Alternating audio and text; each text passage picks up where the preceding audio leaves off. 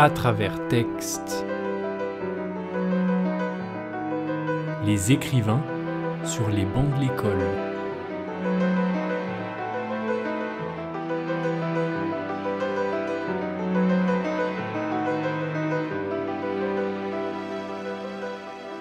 Ils y sont tous passés, sur les bancs, dans la cour, au tableau. Depuis la réforme des deux Jules, Ferry à l'éducation et Grévy à la présidence, les écrivains, comme d'ailleurs tous les enfants français, ont pu bénéficier de la nouvelle école de la Troisième République. Laïque, obligatoire et gratuite, une suite plus officielle et réglementée de l'école sous l'Ancien Régime.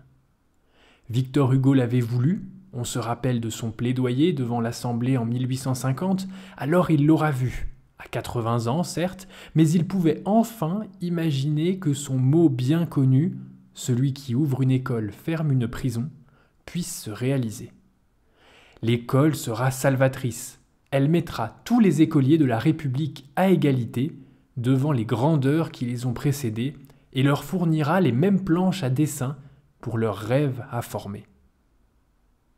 Marqués à jamais par les savoirs qu'ils y ont reçus, les écrivains du XIXe et du XXe siècle ont rendu hommage à l'école qui les a façonnés. Flaubert fait l'exception. Ses Bouvard et Pécuchet sont des assoiffés de connaissances, mais en autodidacte. Représente-t-il son école idéale ? La question se pose. Cette précision faite, on remarque que pour tous les autres, au-delà des connaissances qu'ils apprivoisaient grâce à l'instituteur, anciennement maître d'école avant la Révolution, c'est une atmosphère qui les a marqués, un air, qui était en même temps celui de la cloche et des récitations.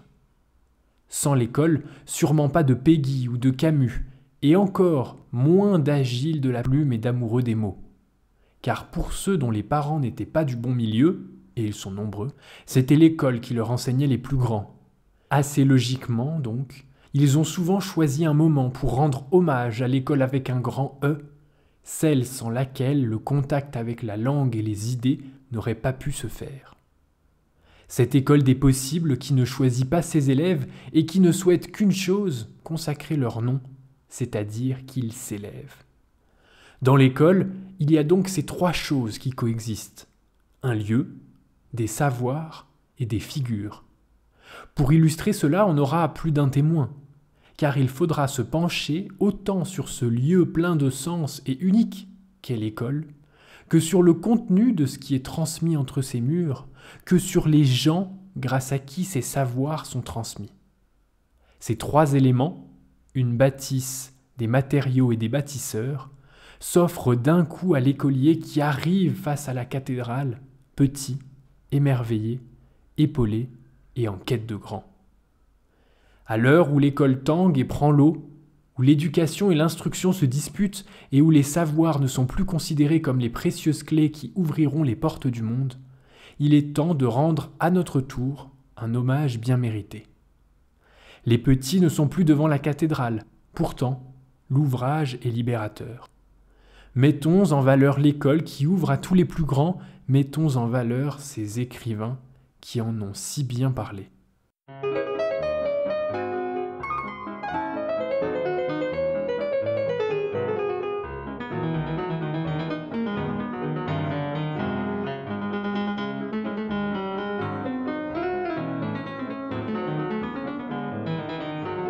L'école est un lieu admirable.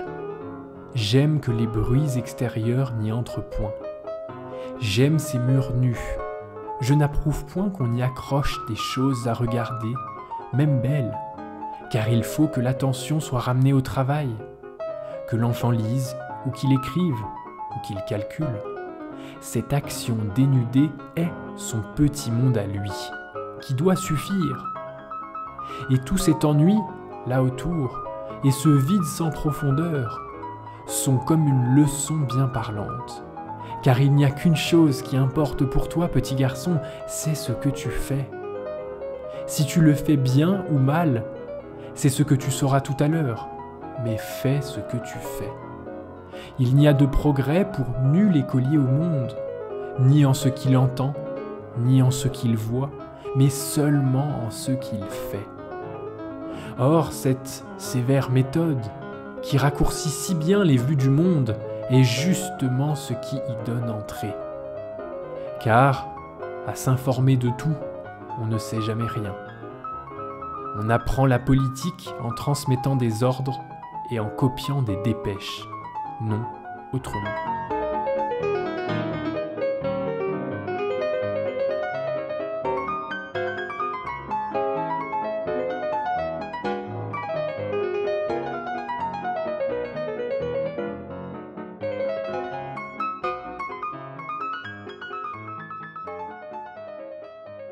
Ces phrases du philosophe Émile Chartier, plus connu sous le nom d'Alain, sont le reflet d'un sentiment qui le prit au plus profond.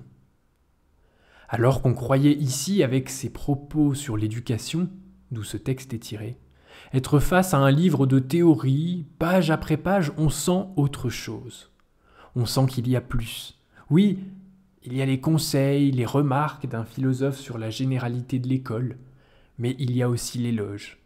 L'éloge de ce lieu unique qui a pour charge de former les esprits en devenir du pays. On sent une émotion qui le traverse quand il évoque ce sujet. Et il le rappelle, l'école est d'abord une bâtisse singulière. C'est une construction de murs différents des autres murs.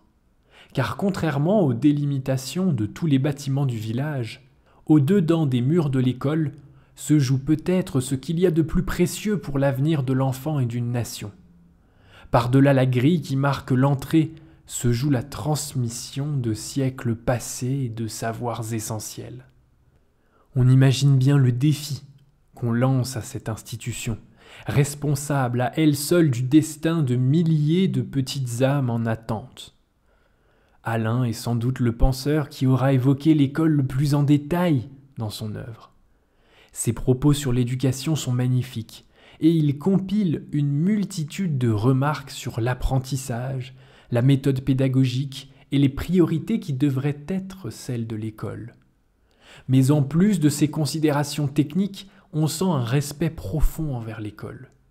On sent le cœur de celui qui a été bouleversé par ce qu'il y a vu il y a des années de cela.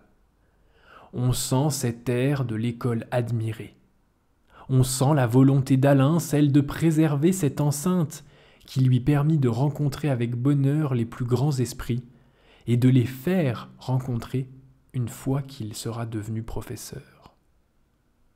On le disait, les murs de l'école sont plus que des murs banals. Ce sont des murs épais, car ils délimitent un sanctuaire. Ils le séparent du monde ordinaire et le protègent.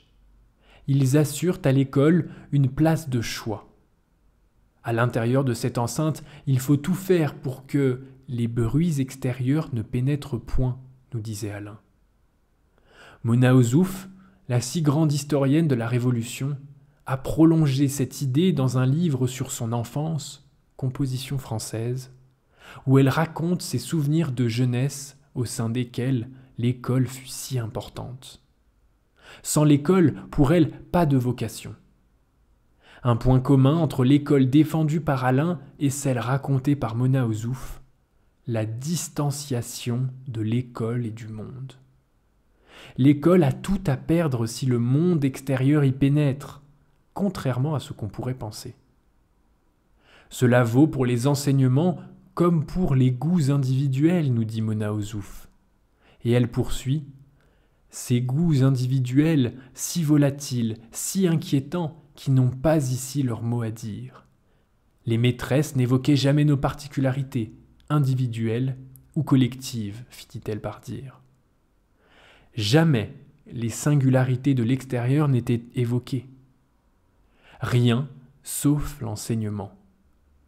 Les murs font l'école, et l'école fait l'importance de ces murs. Le vacarme de l'extérieur doit être repoussé.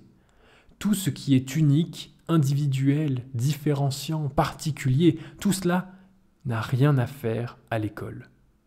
À l'école, un seul objectif, les savoirs, un seul public, des élèves tous pareils dans leur volonté d'apprendre.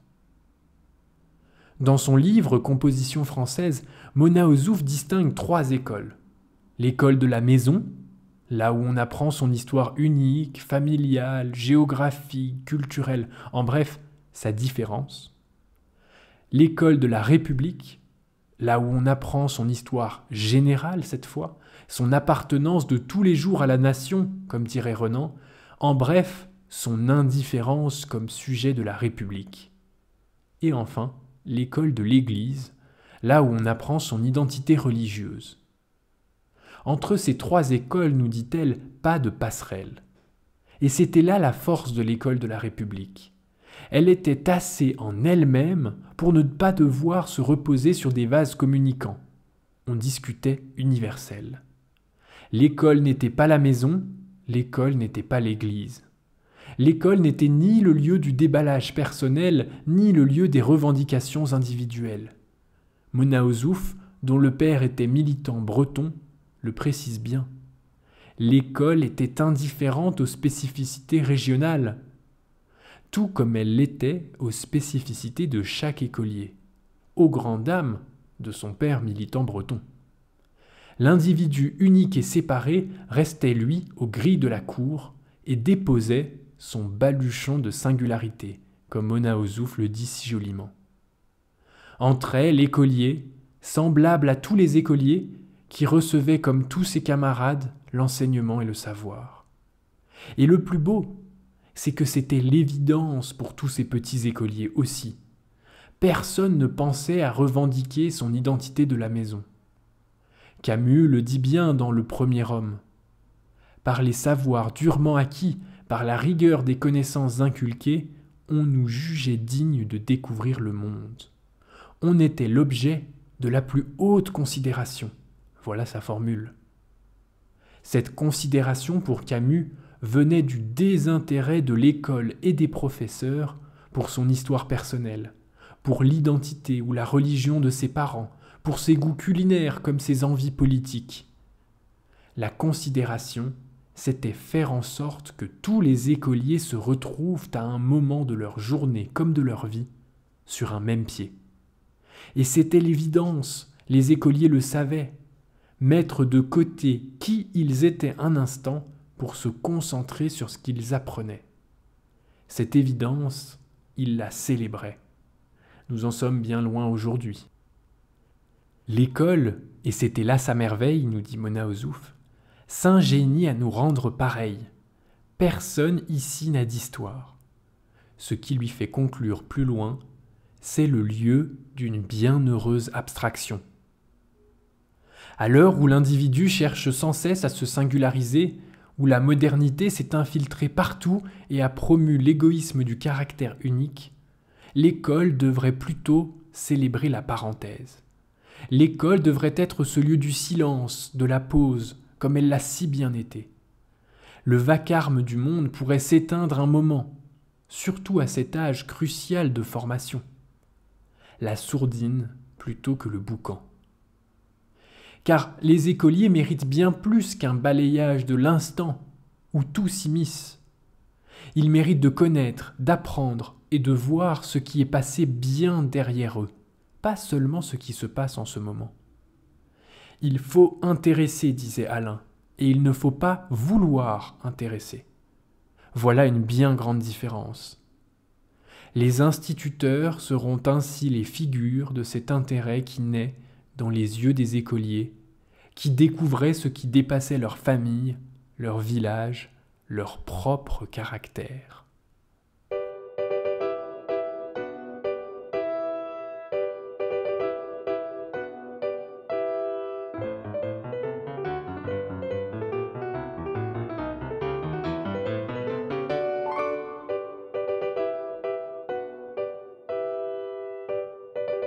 Nos jeunes maîtres étaient beaux comme des hussards noirs, sveltes, sévères, sanglés, sérieux et un peu tremblants de leur précoce, de leur soudaine omnipotence.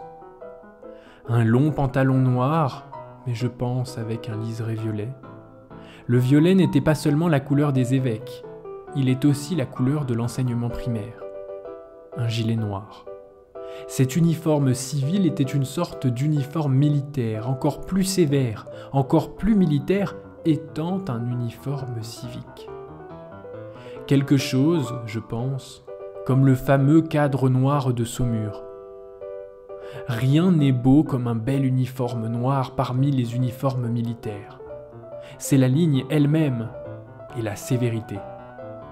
Portée par ces gamins qui étaient vraiment les enfants de la République, par ces jeunes hussards de la République, par ces nourrissons de la République, par ces hussards noirs de la sévérité.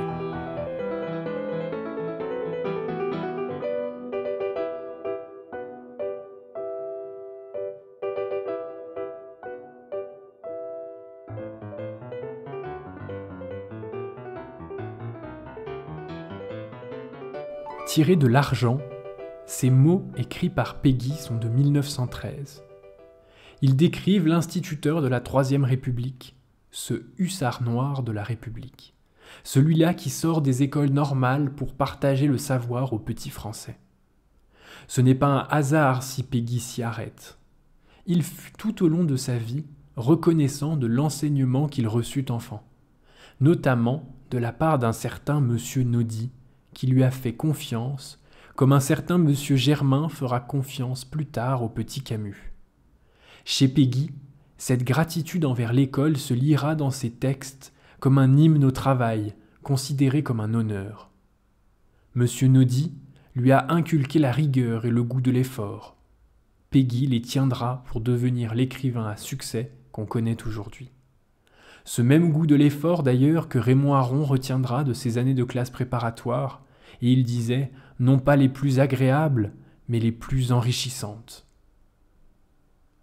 Tout est joué avant que nous ayons 12 ans, dit Péguy. 20 ans, 30 ans d'un travail acharné, poursuit-il, toute une vie de labeur ne fera pas, ne défera pas ce qui a été fait. Voilà l'école, avant 12 ans.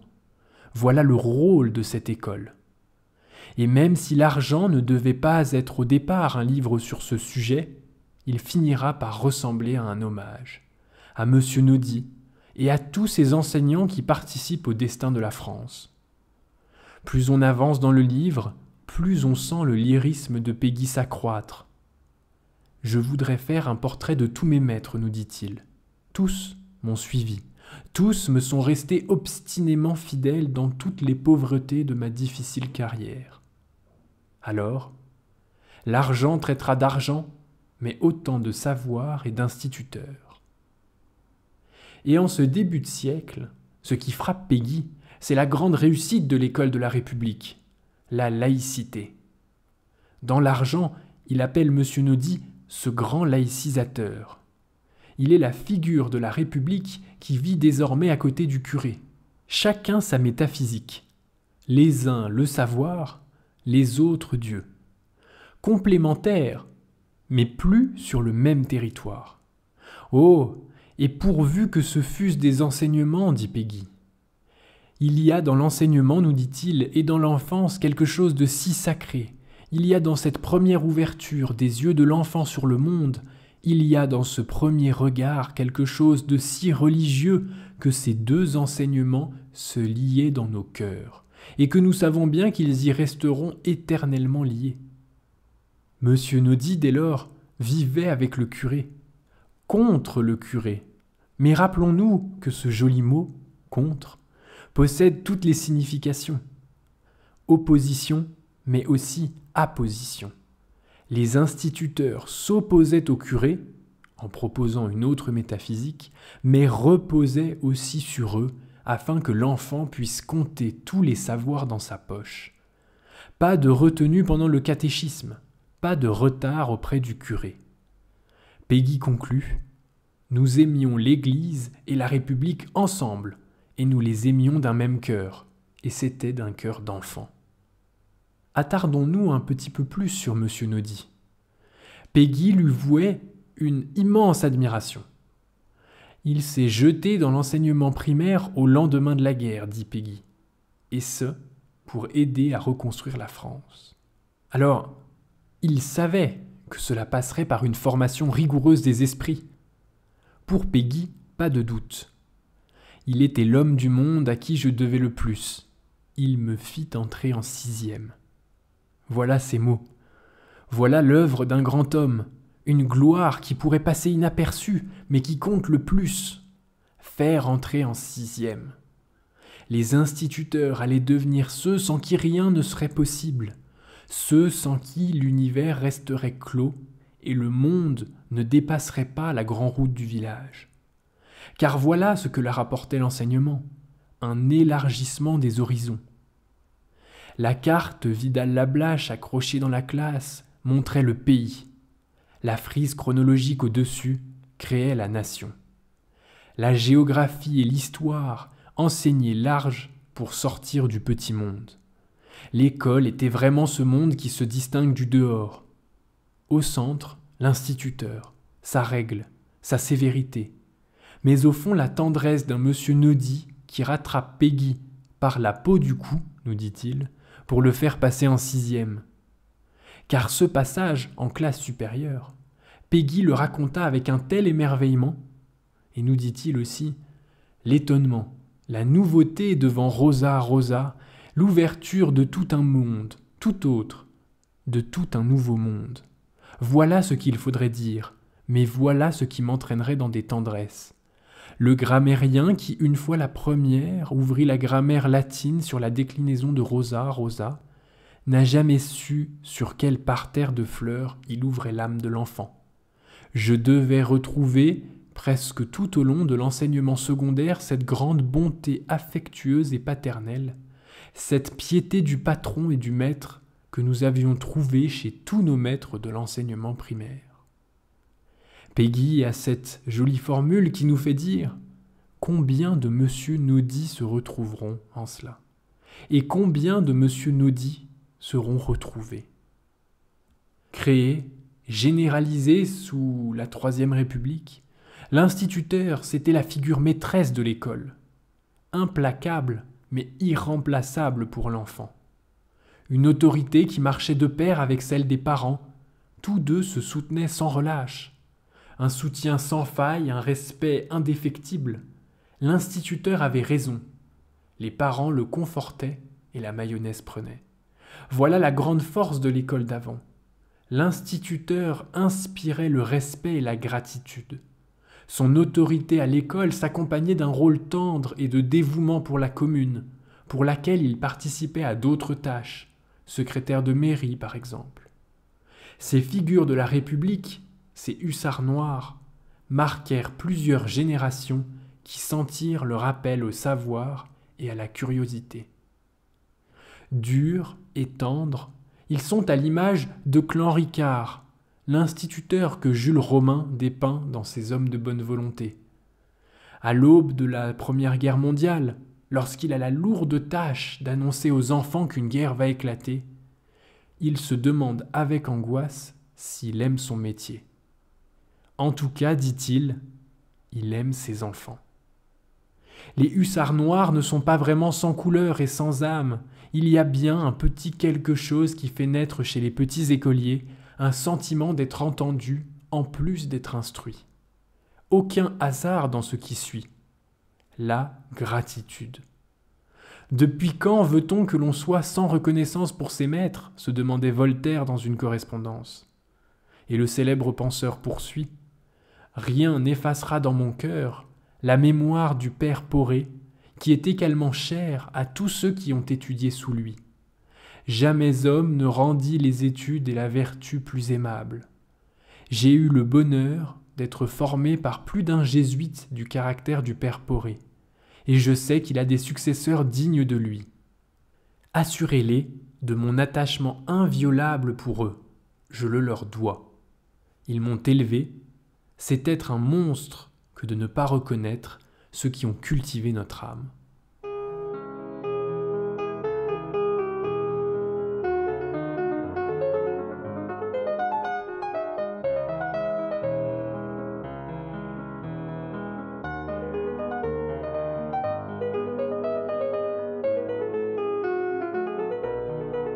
Cher monsieur Germain, j'ai laissé s'éteindre un peu le bruit qui m'a entouré tous ces jours-ci avant de venir vous parler un peu de tout mon cœur. On vient de me faire un bien trop grand honneur, que je n'ai ni recherché, ni sollicité. Mais quand j'ai appris la nouvelle, ma première pensée, après ma mère, a été pour vous. Sans vous, sans cette main affectueuse que vous avez tendue au petit enfant pauvre que j'étais, sans votre enseignement et votre exemple, rien de tout cela ne serait arrivé.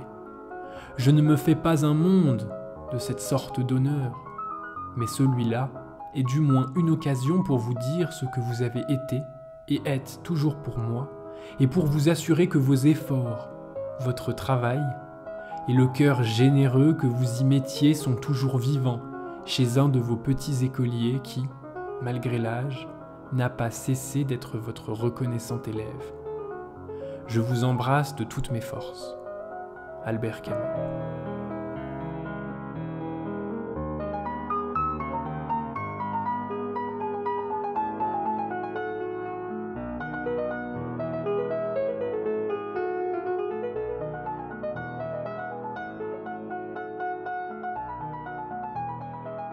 Une courte lettre, mais pas la seule.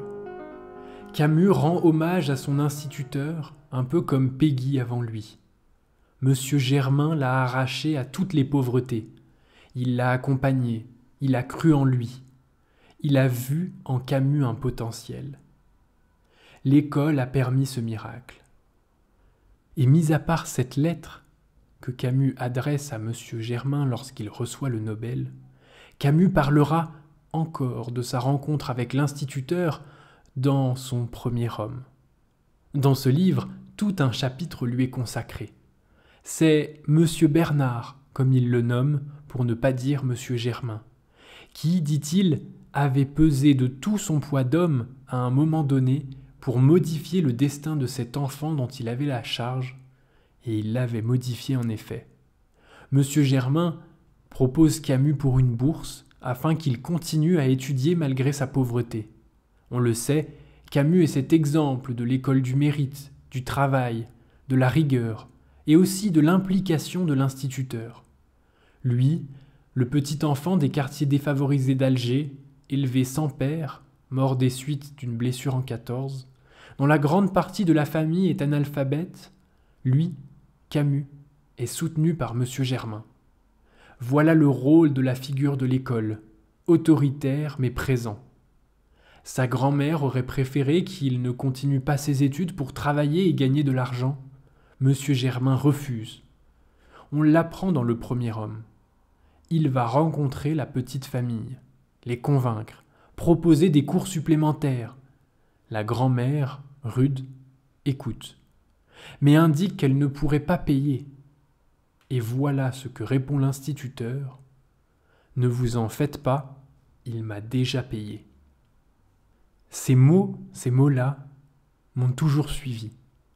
Ne vous en faites pas, il a déjà payé. Mais comment ça? Comment a-t-il payé? Avec quel argent, lui qui ne possède rien? Quelle était donc la monnaie de Monsieur Germain? Rien. Voilà ce qu'il attendait. Rien. Il se dévoue, il donne, sans retour, sans compter. Monsieur Germain vit toute l'humilité de son métier d'instituteur. Là, pour ses élèves, en toutes circonstances, il a vu chez Camus quelque chose, il l'a poussé. Et de là, il offrira son savoir, ses méthodes au petit Camus pour qu'il s'en sorte. C'était sa façon de faire. Rien céder sur la conduite et rendre au contraire vivant et amusant son enseignement, nous explique Camus. Monsieur Germain a tout fait pour ses élèves. Monsieur Germain est l'instituteur et il est l'école. Il a sorti son élève de la fatalité et lui a fait découvrir les plus belles choses. Il l'a extrait de son milieu en lui faisant rencontrer les grandes figures littéraires, historiques, tout. La beauté des auteurs et des savoirs est sans prix, sachant ce qu'elle ouvre. Si l'on sait la saisir, la chérir, la célébrer, tout est possible. Il m'a déjà payé, alors il m'a déjà payé en reconnaissance peut-être, en acceptant le savoir, en participant à la dure épreuve de transmission. Camus avait déjà payé Monsieur Germain. La fierté de l'instituteur se lit dans ces 3 mots. Pas besoin d'argent dans ce lieu où transitent toutes les plus belles idées, où se construit une pensée. Camus lui a dédié le Nobel. Monsieur Germain, dans une lettre moins connue, lui a répondu « Mon cher petit, je ne sais t'exprimer la joie que tu m'as faite par ton geste gracieux ni la manière de te remercier. Si c'était possible, je serrerais bien fort le grand garçon que tu es devenu et qui restera toujours pour moi, mon petit Camus. » La boucle est bouclée, la transmission a été rendue.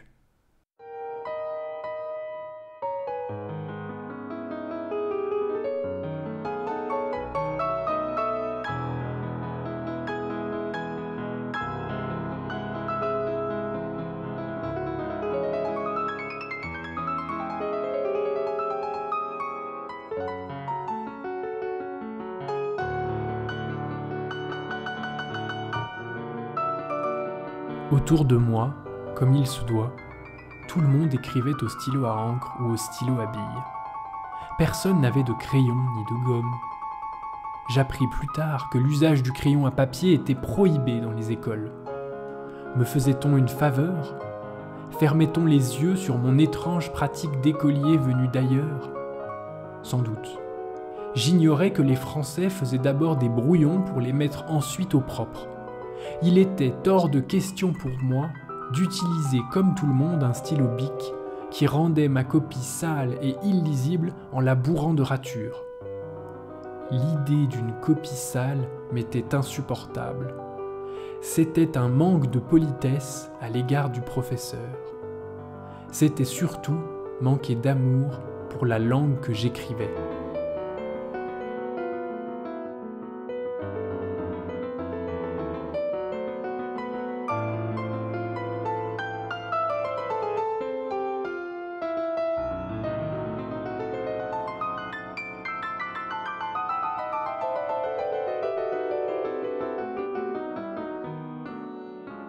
Par ce qu'elle offre, par ces figures qui nous entourent, l'école doit être respectée. C'est une forme d'aïdos, comme disent les Grecs, à laquelle nous devons nous soumettre. L'aïdos, c'est cette révérence, cet état de respect et de petitesse qui nous incombe face à ce qui est plus grand. Cet aïdos, Akira Mizubayashi l'a toujours éprouvé au sujet de l'école. C'est de lui dont nous vient ce texte, dont nous vient cette phrase, ce manque de respect si la copie est sale. Japonais de naissance, il tomba amoureux de la langue française adolescent. Il décida alors de quitter son pays pour venir étudier dans le pays qui avait fait naître ses émois. Depuis, il écrit aussi en français, maîtrise cette langue après tant d'heures passées à son travail. L'école, ce qu'on y apprend, la déférence face aux grandes œuvres, voilà ce qui a transcendé Mizubayashi. Ne pas rendre une copie sale par manque de politesse à l'égard du professeur. Combien de parents et de grands-parents peuvent se retrouver dans cette peur ? Pourtant, elle n'a rien de tangible. Politesse de tout ordre envers un professeur. Voilà la grande marque de respect à l'école. De la même manière, on peut voir dans la rigueur apportée à l'apprentissage des leçons, à la constitution d'une rédaction ou à la propreté accordée au papier sur lequel on trace ses lignes. On peut y voir la politesse qui est due. On pense au petit Gide qui, lors de sa fameuse récitation, met le ton et la forme et se fait complimenter par monsieur Nadeau, son instituteur. Gide 10. Cela vous fait rire, messieurs. Eh bien, permettez-moi de vous le dire, c'est comme cela que vous devriez tous réciter. Gide prend la meilleure note. On nous enseigne car c'est le devoir de la République. On ne paye pas l'école française. Alors la moindre des choses, c'est de payer autrement. Rappelons-nous de Camus, c'est déjà payé. Mais on doit encore rembourser la dette. Même si elle est insolvable, elle mérite qu'on s'y attarde. Elle se paye en efforts, en sacrifices, en travail, en respect, en politesse. Le prix de l'admiration qui naît et qui transperce nos carapaces de petits enfants recroquevillés encore sur nous-mêmes. L'école supprime le caprice et installe l'émerveillement. L'école supprime la petitesse et installe la grandeur. Elle supprime le cercle petit, le cercle restreint, pour nous ouvrir au grand. Elle nous mène sans que l'on s'en rende compte, à quelque chose d'extraordinaire. La curiosité de la profondeur.